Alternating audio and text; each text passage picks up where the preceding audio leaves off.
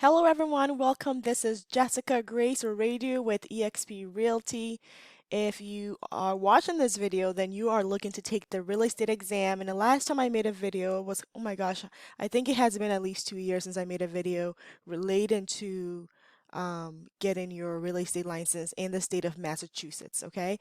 In this video, breaking news. I mean, this is not much of a breaking news because the change was made about a couple of days ago and it took me a while to make this video. But if you're in the state of Massachusetts and you are planning to take the real estate exam, okay, you can now take the exam from the comfort of your own home office, okay?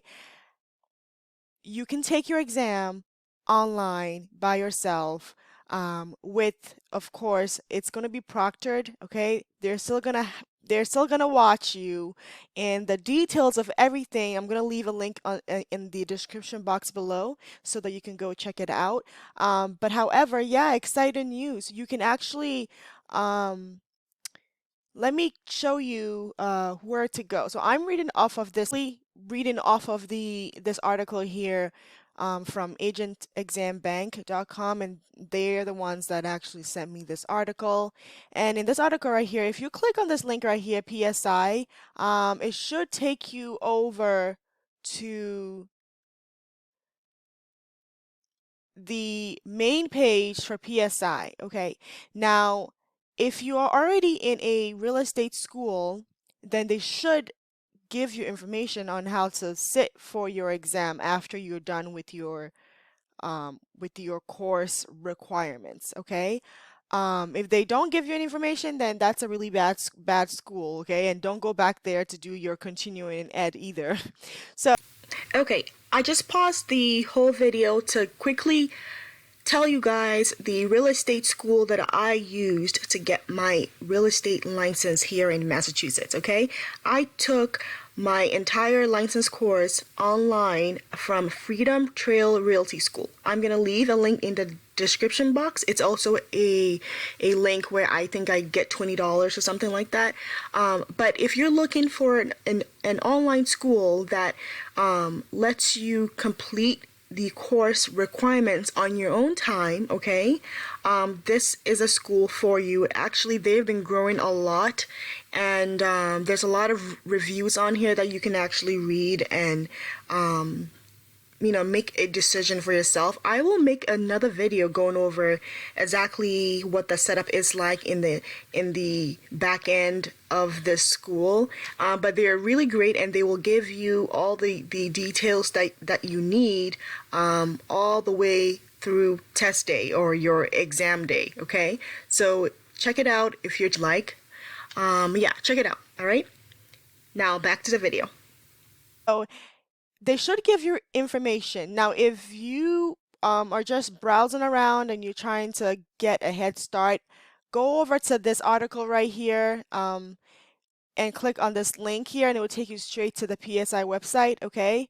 Also, once you get there, there is, which I don't see anymore, but there is a bulletin, a whole PDF file, which I can actually if you leave a comment down there, I will try to reach out to you. But on page 13 of the candidate bulletin document, it gives you the actual details of how they're going to be doing this, okay? And if you click over here, let me try to get you the page. So I actually downloaded the document from PSI website. I have not been able to log in because I already have my license, and I will need some extra details to be able to get an account to log in. So if you get your hands on this document here, it's literally page 13, okay? And that's where you get a good summary of how everything will go down. Actually, it's page 12. Page 12.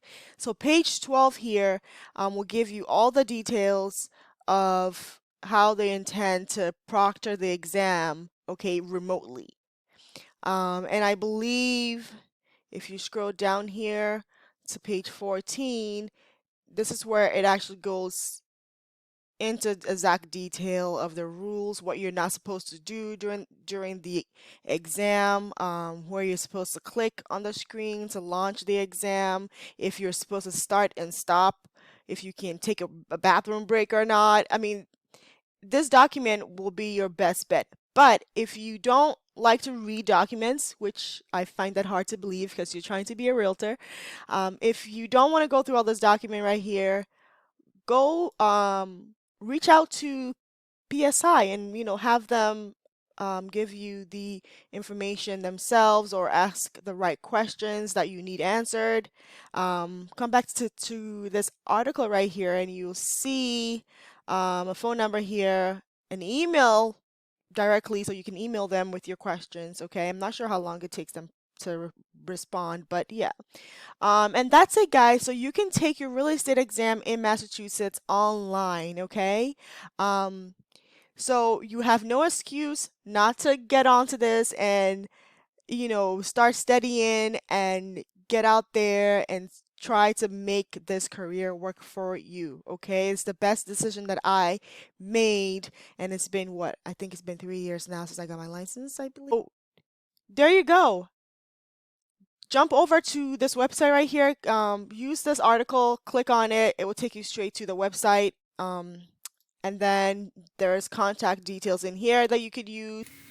Hey, so if you are looking to go into detail or break down the contents of the PSI bulletin, I'm going to go over it at timestamp maybe 7 minutes. So jump over to the 7 minutes area, and that's where I kind of go over some of the contents of this remote testing that PSI put out. All right, thanks for watching.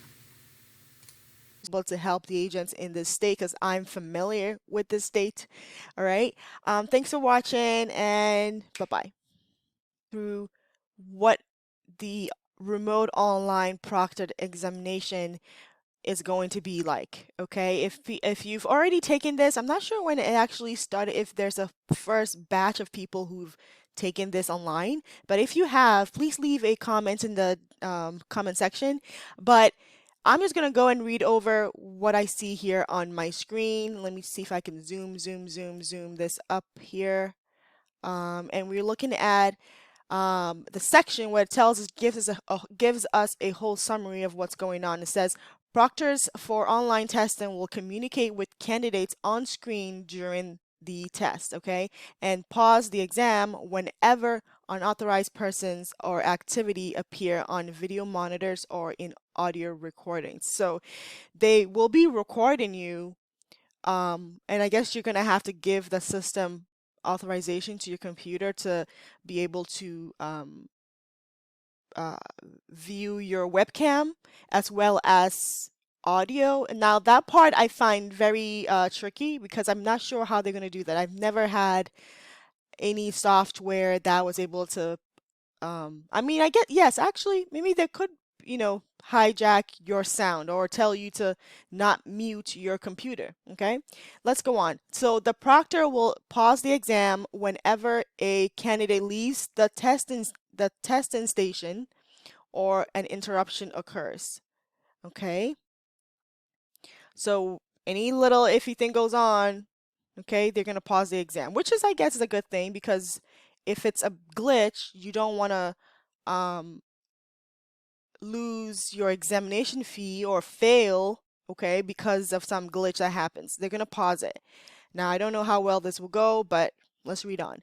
The proctor may end the test if an interruption is not corrected appropriately. Immediate on-screen results will be displayed on your screen once you complete your exam and the survey following the exam.